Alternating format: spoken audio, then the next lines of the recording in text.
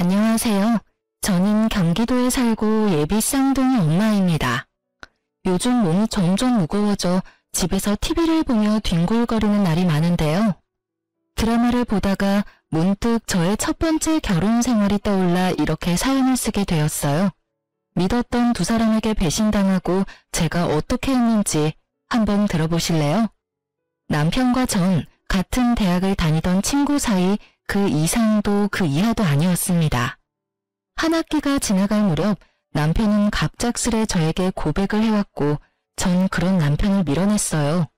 남편이 싫은 것보단 연애 자체에 관심이 없었어요.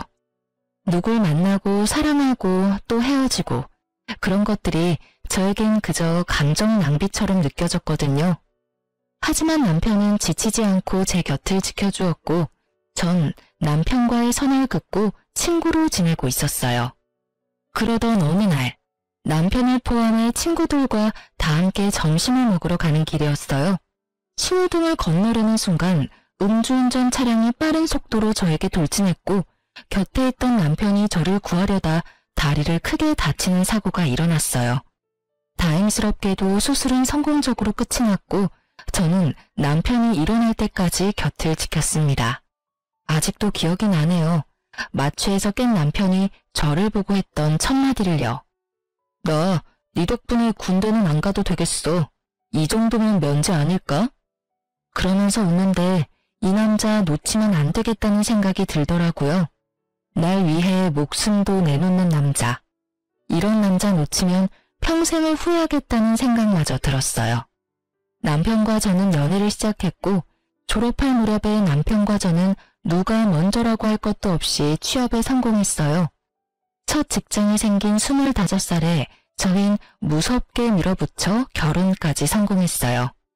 사회 초년생이었던 남편과 저에겐 모아둔 돈이 있을 리가 없었고 시댁도 넉넉한 편은 아니었어요. 남편과 저는 원룸에서 시작하면 된다고 했지만 저희 부모님의 마음은 그렇지 않았죠. 우리가 돈이 없는 것도 아니고 있는데 왜 너희가 원룸에서 살아? 네 아빠랑도 이야기 다 끝냈으니까 잔말 말고 아파트 들어가서 살아. 우리 사위 혹시나 처가에서 집 사준다고 눈치 보거나 그러면 안 돼? 우리 사위는 내 딸 목숨 구해준 생명의 은인이자 새로 생긴 내 아들이니까. 앞으로 우리 철부지 딸 잘 부탁해. 엄마의 말씀 그대로 친정에선 남편에게 늘 고마워했기에 불만은커녕 기쁜 마음으로 40평대 신축 아파트를 마련해 주셨습니다. 가전 가구는 남편과 제가 모았던 돈으로 채우고요. 그래도 모자라던 것은 살면서 채워넣었어요. 연애 기간이 길었음에도 불구하고 가족이 된 남편은 또 다른 사람이더라고요. 하나부터 열까지 맞는 것이 어쩜 한 가지도 없는 것인지. 그래도 싸우거나 그러진 않았던 것 같아요. 눈만 마주쳐도 웃음이 터지니 어떻게 싸움이 되겠어요? 그런 저희를 보며 양가 어른들은 천생연분이 다름없다고 하셨었죠. 천생연분은 무슨, 악연도 그런 악연이 없었는데 말이죠. 한창 노는 것이 좋았던 남편과 저는 제 친구 커플과 데이트를 즐겼어요.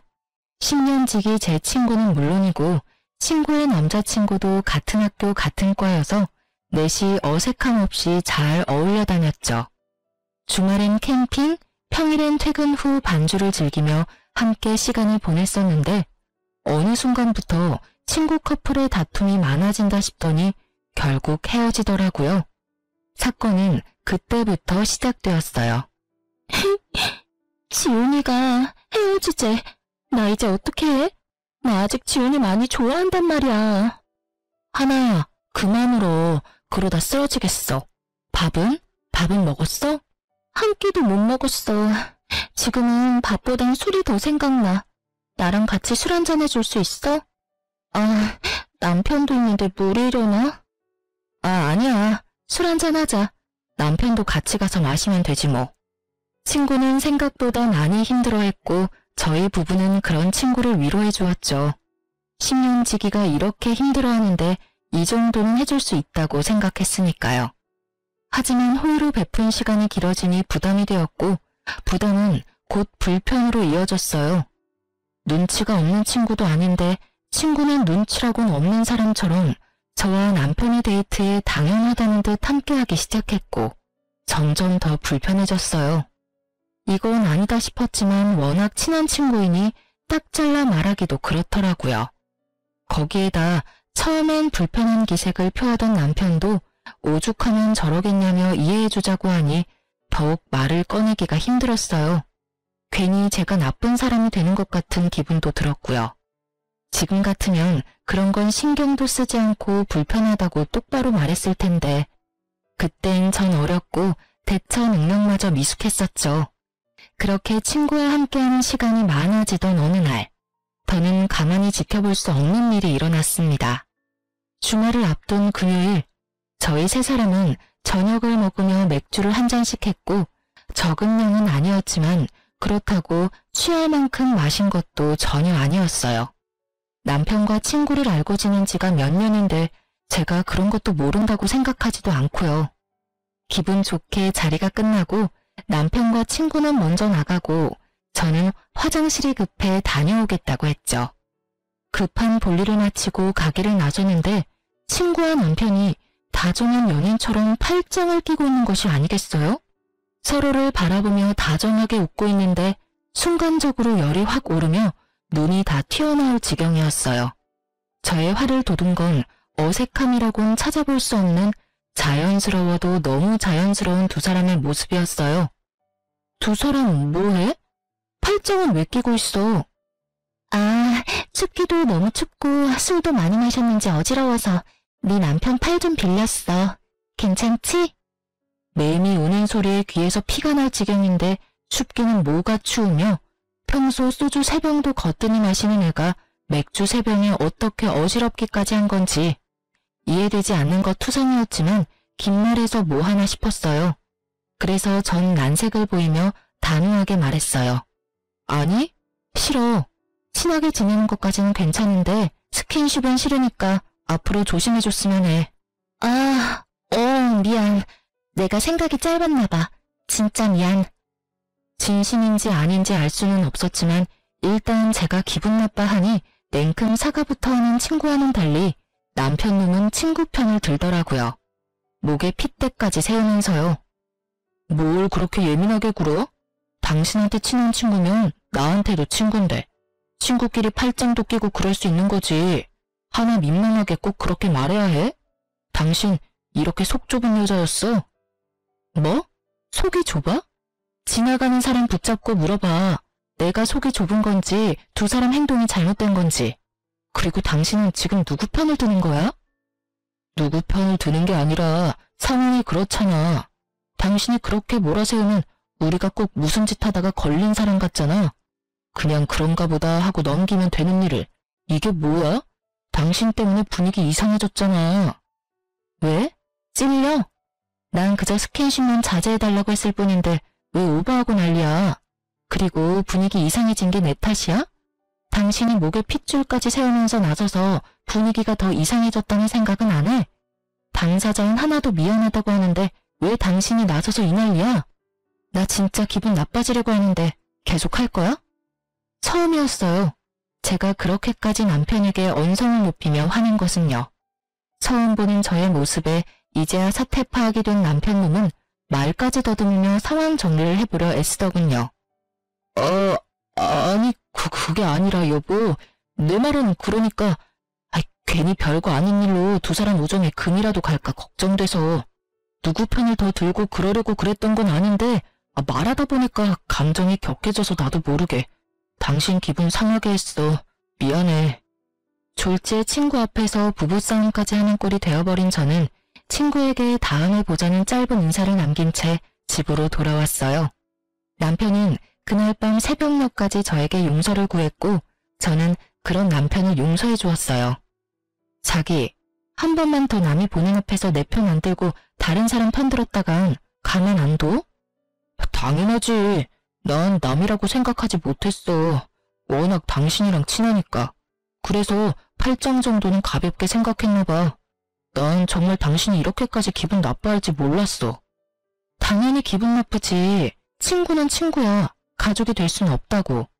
그리고 팔짱 낀 것도 그래. 처음엔 팔짱, 그 다음엔 퐁, 그 다음엔 뭐가 될지 어떻게 알아? 일어나지도 않은 일을 걱정하는 것도 웃기지만 혹시나 하는 일을 만들고 싶지 않은 내 심정도 이해해줘야지. 난 괜한 일 때문에 당신도 친구도 잃고 싶지 않아. 알았어. 내가 생각이 짧았어. 앞으로 조심할게. 조심할 필요도 없어. 앞으로는 하나랑 당신이랑 같이 보는 일은 안 만들 거니까. 당신도 그렇게 알고 눈치껏 피해줬으면 좋겠어. 알겠지? 네, 잘 알겠습니다.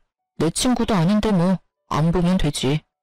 이렇게까지 했는데 다신 이런 일로 얼굴 붉히는 일은 없겠지 했어요. 저는 앙금이 완전히 사라지지 않아 친구와 거리를 두며 지냈고 친구와 어울리지 않으니 남편과의 사이도 괜찮았어요. 아니, 오랜만에 둘만의 시간을 보내니 설레기도 하고 연애할 때 생각도 나는 것이 더 좋았어요. 그렇게 둘만의 시간을 보내며 친구와 거리를 두던 어느 날, 제 인생을 송두리째 바꿔버릴 사건이 일어났습니다. 전 그날따라 이상하리만큼 일이 잘 풀렸어요. 지금 생각해보면 그날은 저에게 운수 좋은 날이었던 것 같아요. 유명 소설 속 의미도 말 그대로의 의미도 되는 운수 좋은 날이요. 그날따라 월 마감 보고서도 한 번에 통과하고 버스 정류장에 도착하자마자 버스가 오고 심지어 지옥 같은 퇴근 시간에 신호 한 번 걸리는 일 없이 빠르게 집에 도착했죠. 혼자 콧노래를 부르며 현관문을 열었고 집안엔 당황하는 남편과는 상반되게 차분하게 소파에 앉은 친구가 있었어요. 두 사람 사이엔 거리가 꽤 있었는데도 왜인지 이상한 분위기에 화가 확 나더라고요. 거기에다 저도 없는 집에 남편과 함께 있는 친구. 여러분은 이해가 되시나요? 전 이해가 되지 않았고 표정 관리조차 되지 않더군요. 남편은 말을 더듬으며 무슨 말이라도 하려고 했고 전 남편의 말이 들리지 않았어요. 그게 아니라 무슨 상황인지 설명 좀. 오늘 온다는 말 없었잖아. 아니, 연락도 안 했잖아. 근데 왜 나도 없는 집에 이러고 있는지 설명이 좀 필요할 것 같은데. 남편보다 친구의 설명이 필요한 상황이라 생각했기에 저는 친구를 보며 물었고 친구는 한숨을 쉬더니 아니 꼽던 말투로 말을 하기 시작했어요. 아, 미리 연락 못한 건 미안. 요즘에 네가 나 피하는 것 같아서 서프라이즈 파티라도 하려고 온 거여서 연락할 수가 없었어. 너한테 연락하고 오면 그건 서프라이즈가 아니잖아. 그리고 우리 10년 된 친구야. 그런 사이에 굳이 꼭 연락까지 하고 와야 해? 너 변했어. 우리 우정이 이것밖에 안 되는 거야? 나 섭섭해지려고 한다 얘. 서프라이즈 파티는 개뿔. 이 정도는 서프라이즈 빅엿을 준비한 거 아닌가요? 전 어이가 없어서 헛웃음이 나왔어요. 하나야, 나야말로 섭섭해지려고 해. 네 말대로 우리가 10년 지기 친구인데 내가 그런 식으로 행동하고 너도 눈치란 게 있으면 한동안은 거리를 둬야겠다. 이런 생각쯤은 해야지. 저번에 우리가 얼굴 붉힌 이유가 있는데 네가 조금이라도 내 생각을 했다면 나도 없는 집에 내 남편이랑 너랑 둘만 있어야 하는 일을 만들었을까? 글쎄, 난 아닌 것 같은데. 이건 나를 위한 서프라이즈 파티가 아니지.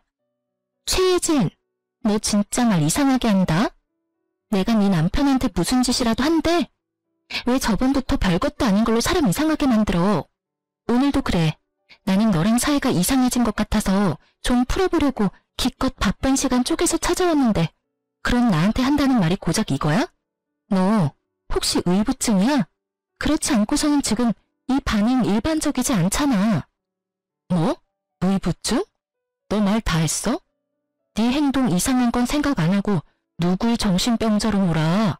진짜 기가 막히고 코가 막혀서. 당신 생각도 그래? 당신도 내가 심하다고 생각해? 문득 남편의 생각이 궁금했어요. 전 아무리 생각해도 저의 반응이 심하다는 생각이 들지 않았으니까요. 그게 사실은 나도 하나랑 같은 생각이야. 별거 아닌 일 같은데. 당신이 자꾸 그런 식으로 말하니까 우리도 곤란하다고. 의심도 그 정도면 병이야 여보. 그러니까. 저는 한순간에 의부증 환자에 의심병 환자까지 되었더라고요. 두 사람의 생각이 그러하든 말든 전 친구에게 이만 가줬으면 좋겠다고 했고 친구도 기분이 많이 상했는지 아무런 말도 하지 않고 가더군요. 친구가 돌아간 뒤 남편과 저의 본격적인 부부싸움이 시작되었어요. 의심병? 당신이 그걸 말이라고 해? 다른 사람도 아니고 어떻게 당신이 그런 식으로 말을 해? 그렇잖아. 하나는 당신이랑 좋게 풀어보고 싶어서 찾아왔는데 그런 사람 보고 범인 취조하듯이 상황 설명이나 하라고 하고 뭐 한 게 없는데 무슨 상황 설명을 해. 우린 그저 대화만 했어. 그것도 당신 화를 어떻게 하면 풀어주나 하는 대화. 그게 그렇게 잘못한 일이야? 죄인 취급받을 만큼? 와, 당신 말만 들으면 나 진짜 미친년 같다. 그렇지? 근데 여보, 내가 분명히 말했었지. 난 그런 상황을 만드는 것 자체를 이제 만들고 싶지 않다고. 거기에 대해서 당신도 수긍하고 돕기로 했고. 그런데 나한테 말도 없이 내 집에서 당신이랑 하나랑 둘이 있는 모습을 보는데 내가 어떤 생각이 들 것 같아? 그러면 나보고 어쩌라고. 당신이랑 잘 지내고 싶어서 찾아온 하나를 쫓아내기라도 했어야 했단 말이야? 적어도 당신은 나한테 연락했어야지. 지금 하나가 집에 왔다. 어떻게 했으면 좋겠느냐? 이렇게 묻는 게 힘들어? 그리고 서프라이즈 파티? 웃기시네. 파티한다는 애가 빈손으로 덜렁아서 소파에 그러고 앉아있어? 남들이 보면 자기 집 안방인 줄 알겠던데 뭘. 그리고 당신도 알고 있었잖아. 하나 언제부턴가 당신한테 과하게 애교 부리면서 귀여운 척하는 거. 그거 딱 지훈이한테 하던 짓이잖아. 제가 이렇게까지 예민했던 이유를 아시겠나요? 그래요. 친구는 전 남친에게 부리던 여우짓을 남편에게도 하기 시작했고 그것이 거슬리던 찰나 일이 터지기 시작했어요. 전곡을 찔린 듯 남편은 말을 돌리더군요. 하여튼 당신이 심했어. 당신 이럴 때마다 진짜 정 떨어지는 거 알아? 나는 다를 것 같아? 나도 마찬가지야. 너 왜 이래? 아우씨, 말을 말자. 남편은 나가버렸고 남은 여우는 오로지 저의 몫이었죠. 내가 심했나 싶었다가 당연히 해야 할 말을 했다 싶었다가 눈물이 났다가 웃음이 나왔다가 감정이 미친 듯이 널뛰게 하던 중 친구의 전 남자친구가 번뜩하고 뇌리를 스쳤어요. 그리고 바로 전화를 걸어 지금 당장 만나자고 했죠. 지금 생각하면 왜 하필 그 순간에 그 사람이 떠오른 것인지 모르겠지만 그땐 왜라는 것은 필요하지 않았고 그저 만나야만 한다만 머릿속에 가득했어요. 오랜만이다. 무슨 일로 보자고 했어? 그게 갑자기 이런 거 물어서 미안한데 너 하나랑 왜 헤어졌어? 왜? 하나가 네 남편도 꼬시려고 해? 아님 벌써 바람이라도 피워? 친구의 전 남자친구의 말은 충격이었습니다. 그보다 더 충격적인 건 그 다음 그의 입에서 흘러나오는 말들이었어요. 걔 나랑 사귈 때도 그랬어. 내 친구들 만나는 걸 좋아하길래 여럿이 어울려서 노는 걸 좋아하는가 보다 했거든? 근데 그게 아니더라고. 걔 내 친구 중에 좀 산다는 애만 골라 꼬셔서 나랑 양다리 걸치고 그러다 걸리면 다신 안 그런다고 그러고 나도 미쳤었지. 그런 년 뭐가 좋다고. 그걸 다 용서하고 만났어. 그러다 너희 부부하고 다니면서 이젠 그런 일은 없겠지 했었어. 설마 유부남한테 그런 짓을 하겠냐고. 심지어 너랑은 10년 된 친구라며. 그래서 그냥 어울려 다녔는데 어느 날부터 하나가 이런 말을 하는 거야. 너희 집 전세도 아니고 자가라면서 부럽다면서. 나이도 어린데 네 남편 능력이 좋은가 보다 하면서 한두 번도 아니고 너희 부부 만나고 왔다 하면 그런 말 하길래 나도 오만정이 떨어져서 헤어진 거야. 너한테 말해주려고 했는데 아직 일어나지도 않은 일 말하기도 그랬고 두 사람 워낙 친해 보이니까 그런 일은 없겠지 했어. 믿을 수 없는 이야기에 머리를 감싸 쥐었어요.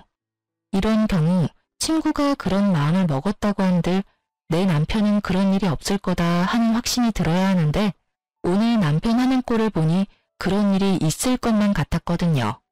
전 남자친구도 같은 마음인지 조심스럽게 말을 잇더군요. 아마 모르긴 몰라도 두 사람 바람 피우고 있을 가능성 100%일 거야. 걔 애교도 많고 귀엽잖아. 걔한테 넘어간 내 친구들이 거기에 한번 넘어가면 답도 없다고 하더라고. 아, 그래. 고마워. 다음에 다시 연락하자. 지금은 내가 정신이 너무 없네.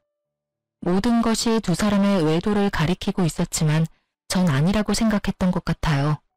하지만 그날은 저에게 두 번 다시 없을 운수 좋은 날이었고 운명은 저를 쓰레기 더미에서 구할 준비를 하고 있었어요. 평소엔 후문으로 다니지 않는 저인데 그날따라 택시기사님이 후문에 내려주셨고 전 굳이 정문으로 차를 돌리지 않고 바람이라도 쐴 겸 그곳에서 내렸죠. 그렇게 얼마나 걸었을까요? 단지 내 길을 따라 걷는데 으슥한 곳에서 대화 소리가 들려 걸음을 멈춰 세웠어요. 두리번거려도 사람은 보이지 않고 익숙한 목소리만 들려왔어요. 목소리를 따라간 곳엔 남편과 친구가 있더라고요. 전 숨을 죽이고 두 사람의 대화를 엿들었죠. 그러게 이게 무슨 꼴이야. 내가 찾아오지 말랬잖아. 그러다 상간녀 소송이라도 당하면 어쩌려고 그래? 보고 싶은 걸 어떻게 해. 그리고 예진이 그게 그렇게 나올지 몰랐지. 개집애 촉만 좋아서는. 자기 같으면 눈 안 뒤집히겠어. 누가 친구 남편 팔짱을 끼고 친구도 없는 집에 찾아와서 그러고 있냐. 그러니까 뭐든 적당히 하라고. 적당히. 아, 몰라. 그냥 예진이 쫓아내면 안 돼? 그 집 당신 집이라며. 맞지? 그렇지. 그러면 그냥 예진이만 쫓아내고 내가 들어가서 살면 되겠네. 난 예진이가 쓰던 살림 그대로 써도 상관없어. 응? 자기도 예진이처럼 뻣뻣한 여자보다 나처럼 귀엽고 사랑스러운 여자가 좋다며.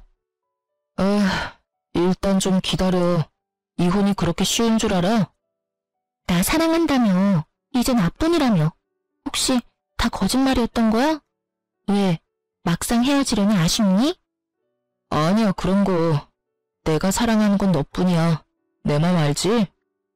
예상은 했지만 두 눈과 귀로 보고 듣고 나니 눈앞이 캄캄해지더라고요. 그대로 있다간 울음이 터질 것만 같아 황급히 자리를 피했습니다. 집으로 돌아온 저는 안방 욕실에 물을 틀고 한참을 울었어요. 몸을 던져 저를 구하던 남편의 모습이 아직도 눈에 훤한데 그 사람은 어디로 간 걸까요? 10년 동안 함께한 시간이 얼만데 친구는 왜 하필 저에게 이런 짓까지 할까요? 제가 모르는 사이 그 두 사람에게 무슨 큰 잘못이라도 했던 것일까요? 그렇지 않고선 두 사람이 저한테 이런 짓까지 할 리가 없잖아요. 아무리 생각해도 답은 없었고 한 가지 명확해졌어요. 아, 두연 놈을 가만두지 않겠다고요. 전 쓰레기를 쓰레기에게 보내버리기로 결정했어요. 이 모든 일이 일어난 게 제 나이 26살 때였어요. 이렇게 큰일을 겪기엔 너무 어리고 여렸을 텐데 사연 쓰면서 다시 생각해도 참 대단하다 싶어요. 전 그 다음날부터 아무 일도 없었던 척 남편뿐만 아니라 친구와도 살갑게 지냈으니까요. 죽을 힘을 다해 티내지 않으려고 했고 두 사람은 깜빡 속아 넘어가더라고요. 제 머릿속엔 오로지 남편이 빈 깡통임을 들키지 않고 친구년에게 조용히 넘겨야 한다는 생각뿐이었어요. 돈만 밝히던 상간녀에게 빚뿐인 남편을 선사하는 것이야말로 최고의 복수가 될 테니까요. 저의 이런 마음도 모르고 남편 놈은 저에게 설설 기더라고요. 때마침 물 먹는 하마처럼 돈 먹는 시댁에서 돈도 요구해왔고요. 하늘이 절 돕는다는 생각마저 들 정도로 저의 계획대로 되어가고 있었어요. 여보, 고마워. 난 내심 당장이라도 이혼하자고 하면 어떻게 해야 하나 싶었다니까. 엄청 화는 났었는데 이젠 뭐 괜찮아. 그건 그렇고 어머님께 또 연락 왔던데. 또? 이번엔 얼마나 필요하시대? 1,000만 원 정도 필요하신가 봐. 당신도 알다시피 나도 돈 없어서 이번에도 못 드린다고 했어. 당연하지. 당신이나 나나 돈이 어디 있다고 계속 돈 부탁을 하시는지. 우리 집이지만 답답하다 답답해. 연기를 어쩜 이렇게나 잘하는지 사실 다 알고 있었습니다. 매번 말은 저렇게 해도 뒤로 저 몰래 도와주고 있다는 사실을요. 심지어 마이너스 통장 한도가 간당간당한다는 사실도요. 오죽하면 저에게 거짓말까지 하면서 도와드릴까 하는 마음에 모른 척은 했지만 내심 걱정이 컸었는데 이렇게 되고 나니 얼마나 좋은지. 집은 고사하고 가진 것이라곤 마이너스 통장뿐인 남편놈을 떠넘길 수 있다고 생각하니 어느 순간부터 슬프기는커녕 웃음이 새어나왔습니다. 전 차분히 때를 기다렸고 상황은 제 예상대로 흘러갔습니다. 남편은 저와 이혼까지 할 생각은 없었고 상간녀만 애가 타는 상황이었죠. 상간녀는 저에게 사과하고 싶다며 저를 찾아왔고 전 기쁜 마음으로 만나주었어요. 저를 만나려는 이유가 뻔히 보였으니까요. 오랜만이야. 우리 10년 넘게 알고 지내면서 이렇게 오랫동안 안 본 적 없었던 것 같은데. 그렇지? 생각해보니까 그런 것도 같네. 지난번 일은 내가 미안했어. 네가 충분히 화낼 수 있는 상황인 건 아는데 나도 섭섭한 마음이 커서 말이 막 나갔어. 용서해줄 거지? 친구 사이에 용서하고 말고 할 게 뭐 있어? 우리가 1, 2년 친구도 아니고 무려 10년 친구인데 그깟 남자 때문에 흔들릴 그런 얕은 우정은 아니잖아? 그렇지. 아, 정말 다행이다. 나 요즘 너랑 수다 못 떨어서 엄청 우울했거든. 오랜만에 수다나 왕창 떨자. 그래. 요즘 어떻게 지내? 자취방은 구했어? 우리 집 근처로 알아본다고 했었나? 제가 생각해도 전 너무 친절했어요. 상간녀가 말 꺼내기 쉽도록. 이토록 친절하게 판까지 깔아주었으니까요. 상간녀는 기다렸다는 듯 밝게 웃으며 준비해온 말을 꺼내더군요. 그렇지 않아도 알아보고 있는데 너희 집은 비싸지? 너희 집 보다가 원룸 보니까 영 눈에 안 차는 거 있지. 우리 월세 아니고 자가야. 그리고 내가 산 게 아니라 정확한 가격은 모르고. 남편은 알려나? 물어봐 줄까? 그런데 혼자 살기엔 너무 크지 않아? 큰 건 둘째치고 돈은 있어? 보증금은 어떻게 마련한다고 해도 월세 감당할 수 있겠어? 그냥 원룸 알아보고 돈 좀 더 모아서 아파트로 옮기지 그래. 그럴까 그럼? 그나저나 넌 가격을 모르는구나. 하긴 집은 남자가 해오니까 모를 수도 있겠네. 그나저나 네 남편 능력 진짜 좋다. 우리랑 나이도 같은데 아파트는 어떻게 장만했대? 그런데 너희 혹시 공동명이야? 어머, 이런 거 묻는 건 실례인가? 우리 사이에 무슨 공동명이 아니야. 한 사람이 돈을 다 냈는데 무슨 공동명이야. 공동명이 바라면 그게 진짜 양심 없는 짓이지. 남편이 매일 아파트 시세를 검색하니 매매가를 아는 것은 당연했고 명의는 아파트를 마련해주신 부모님 명의였으니 제 말엔 거짓말이 전혀 없었죠. 진실은 알지도 못한 채 웃음꽃이 피는 친구년을 보며 저 또한 환한 웃음으로 저의 심정을 알려주었어요. 확인할 것이 끝났는지 상간녀는 빠르게 저의 이혼을 도와주더군요. 자신들의 외도 증거를 차곡차곡 모아 저에게 보내주었으니까요. 답답하기도 했겠죠. 집 명의도 확인했겠다. 이제 남편이 이혼하고 자신과 재혼만 하면 편히 살 수 있을 것 같은데 망할 놈의 남편이 이혼을 미루기만 했을 거니까요. 친절한 상간녀 덕분에 전 손쉽게 증거를 모을 수 있었죠. 그리고 드디어 결전의 날, 두 사람을 카페로 불렀어요. 두 사람 화해한 거야? 이제 셋이 함께 보는 일은 없을 거라더니. 어찌되었든 잘됐다.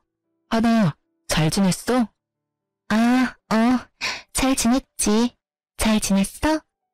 어줍잖은 연기를 하는 두 사람을 보며 저도 모르게 실수가 터져나왔어요. 당신 왜 웃어? 그러게, 예진아, 갑자기 혼자 왜 웃어? 나 좀 무서워지려고 그래.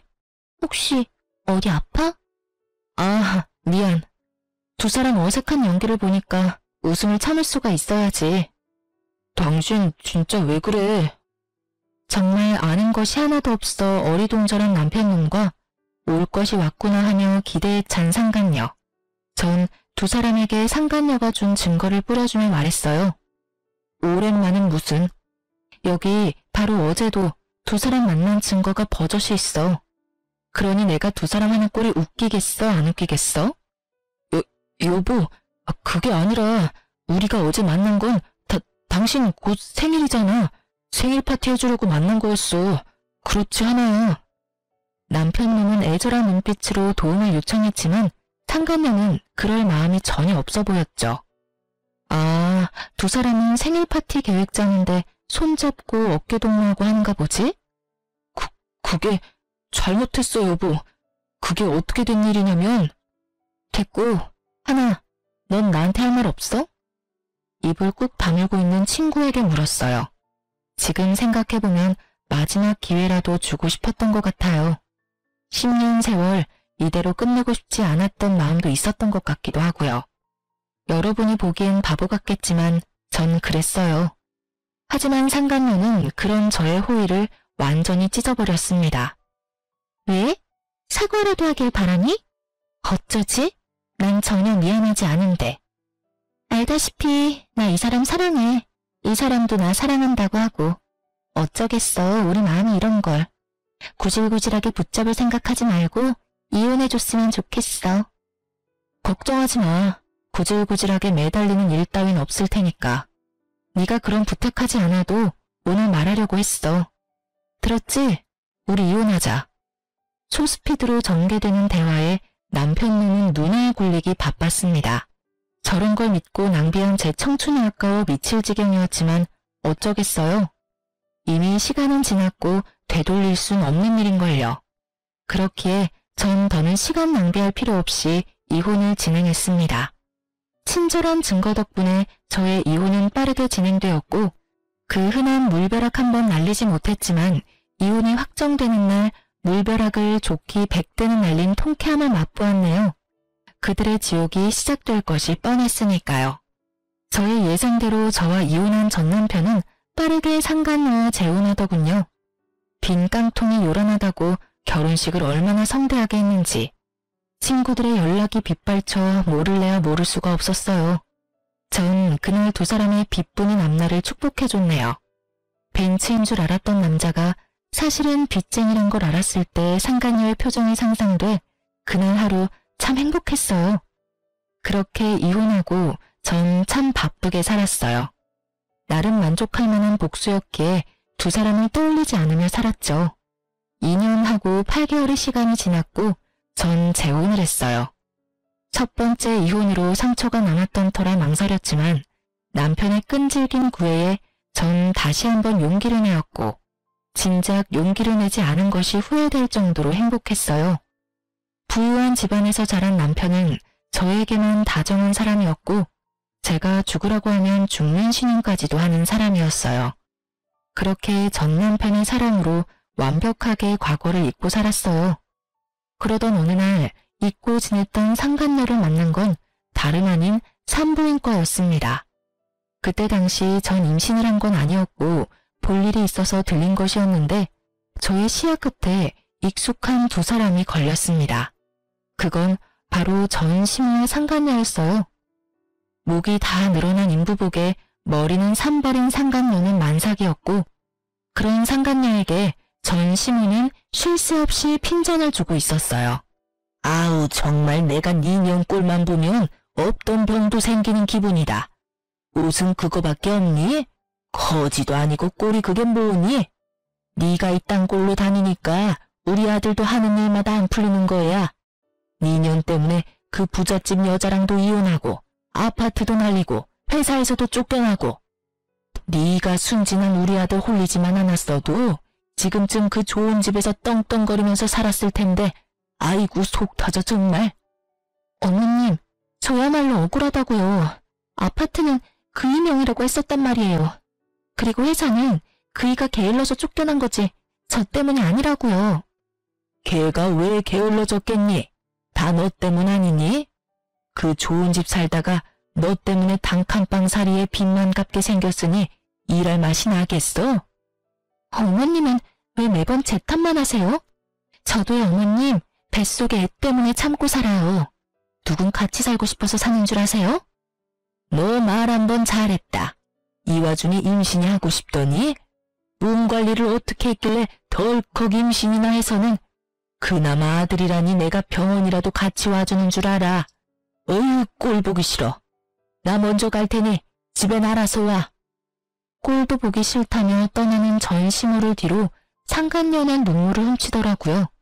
그러다 문득 시선이 신경에 쓰였는지 주변을 둘러보는데 그 순간 저와 눈이 딱 마주쳐버렸어요.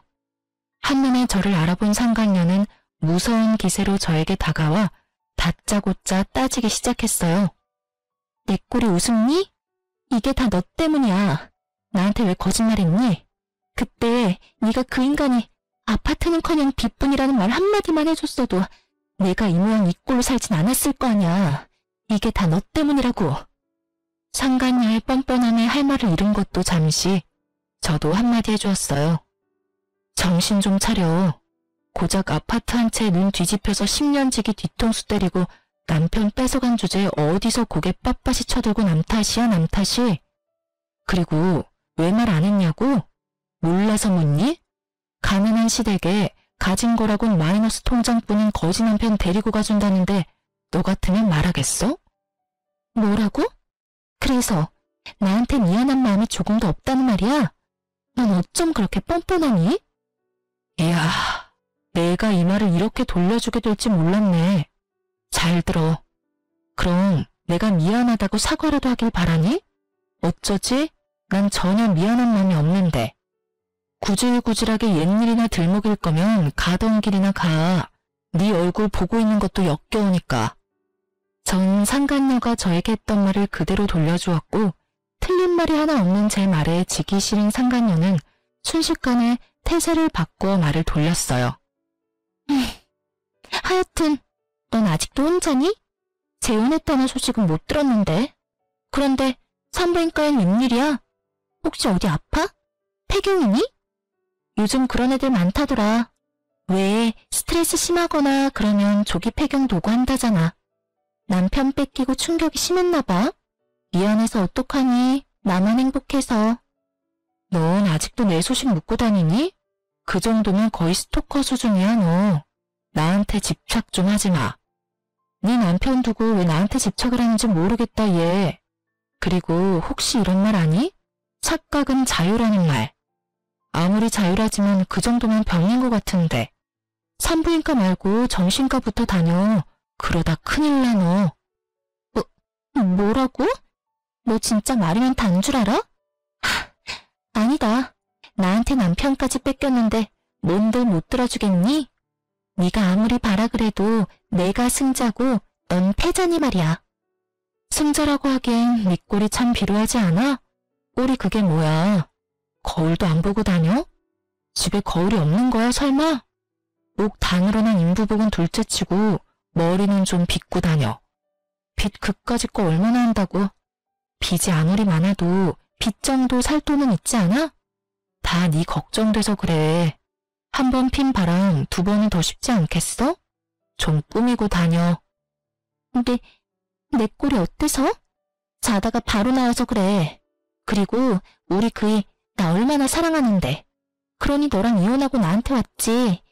돈이 좀 없어서 그렇지 나한테 얼마나 잘하는지 몰라. 이런 게 행복이구나 싶다니까.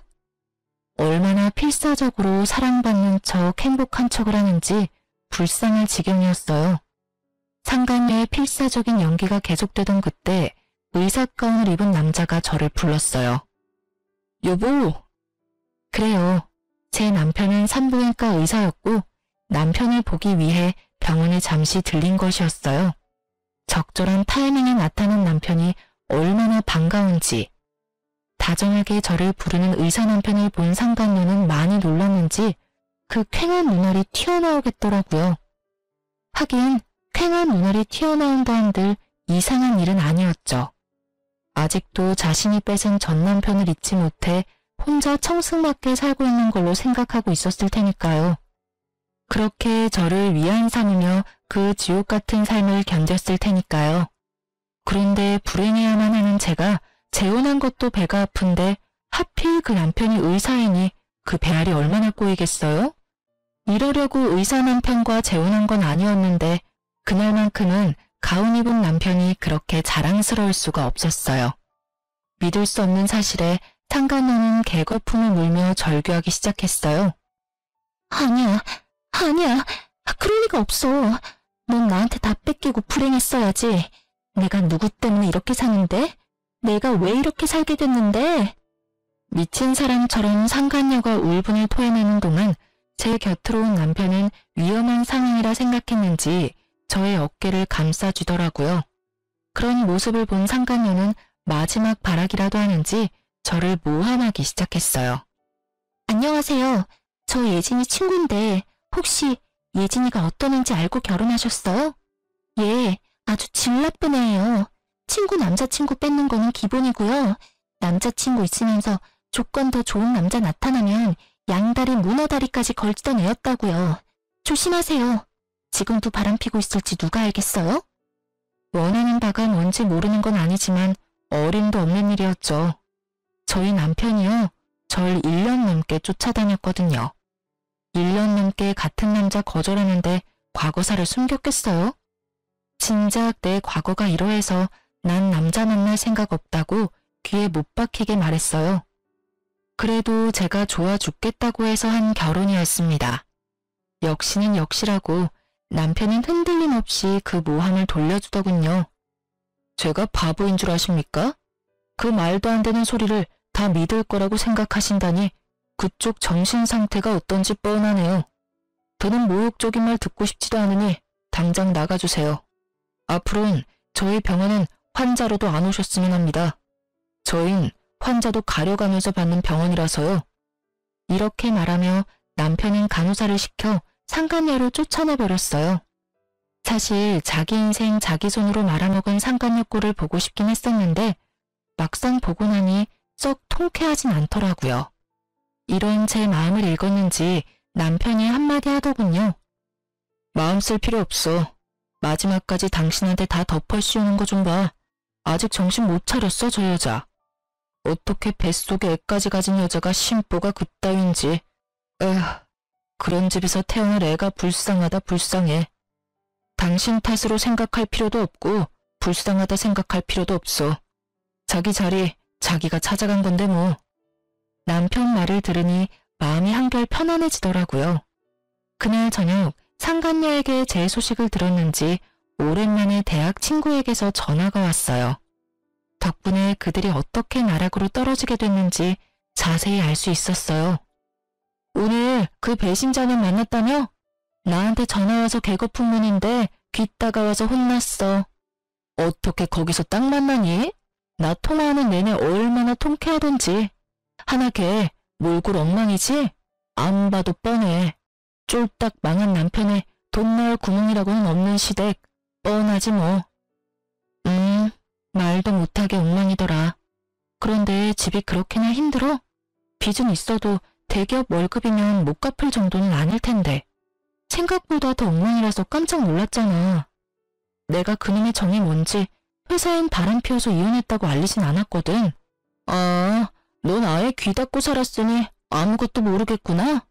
네 전 남편 너랑 그렇게 이혼하고 하나랑 바로 결혼했잖아. 엄청 비싼 홀에서 결혼식 올렸는데 글쎄 그것도 다 대출이었고 너한테 준 위자료뿐 아니라 잠시만 살 거라고 하나 속여서 얻은 집도 다 대출이었어. 완전 빚잔치였지. 벌어서 쓰는 것 하나 없이 빚만 갚아야 하니까 일할 맛이 나겠어? 거기에다가 하나 그게 너네 살던 아파트는커녕 남은 거라곤 대출에 마이너스 통장뿐인 걸 알고 쥐잡듯 잡는 바람에 둘이 하루가 멀다고 싸웠어. 그나마 내세울 거라곤 네 호의로 놔둔 대기업 직원이라는 거 하나였는데 퇴근하고 매일같이 술만 마시니까 출근해서 일이나 제대로 했겠어?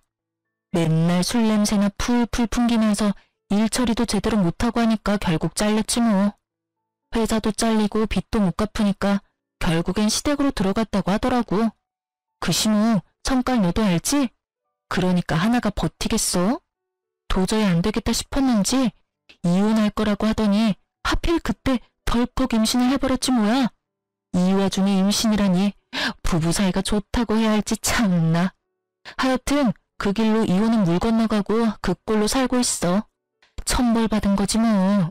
그러게 10년지기 제일 친한 친구 뒤통수를 그따위로 치래? 너 조금 신난 것 같다? 야, 당연하지. 나 지금 너무 신나. 네가 너 재혼했다는 거 아무한테도 알리지 말라고 해서 입 다물고 있느라 얼마나 답답했는데 하나 그거 네 남편 의사가 맞냐면서 몇 번씩 묻는데 내가 친절하게 의사도 맞고 집도 엄청 잘 산다고 말해줬어. 강남에 40평대 아파트 산다는 이야기도 잊지 않고 해주고 말이야. 모르긴 몰라도 오늘 열받아서 잠도 못 잘 거다. 쌤통이야, 쌤통. 저보다 더 통쾌해하는 친구와의 통화가 끝나고 전 생각했어요. 돈 찾아 10년 우정도 버리고 가더니 참 어울리는 결말이라고요. 그리고 한편으론 고맙기도 하더라고요. 어찌되었든 상간녀가 그 쓰레기 같은 전 남편을 모시고 가준 덕분에 지금의 남편과 만날 수 있었으니까요. 그 후론 상간녀는 물론이고 전 남편도 찾아오거나 하는 일은 없었어요. 그나마 다행스러운 일이기도 했죠. 내심 병원으로 또 찾아와 행패라도 부리면 어쩌나 했었거든요. 그 지긋지긋 악연들과 이렇게 끝이 났습니다. 이 일을 겪은 것도 꽤 오래됐네요. 제가 이제 30대가 되었으니까요. 남편과 전 잘 지내고 있어요. 여전히 제 말이라면 껌뻑 죽는 남편이라 아기 천사가 빨리 찾아왔어요.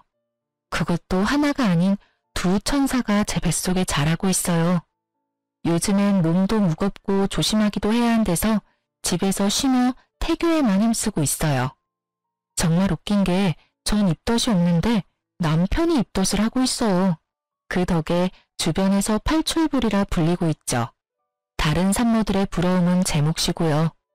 거기에다 어머님은 입덧하는 아들은 보이지도 않으신지 음식을 그렇게 해주세요. 남편은 냄새만 맡아도 구역질을 하는데 전 그러거나 말거나 잘 먹으니까요. 덕분에 저와 뱃속의 아기들은 아주 건강해요. 똥 차가고 벤츠 온다더니 그 말이 딱 맞다고 생각하는 요즘. 오늘이 내 생의 마지막 날이라고 해도 후회가 없을 만큼 행복하네요. 어쩌다 보니 제 자랑이 길어졌네요. 이해해 주실 거죠? 제 긴 사연과 자랑 들어주셔서 감사합니다.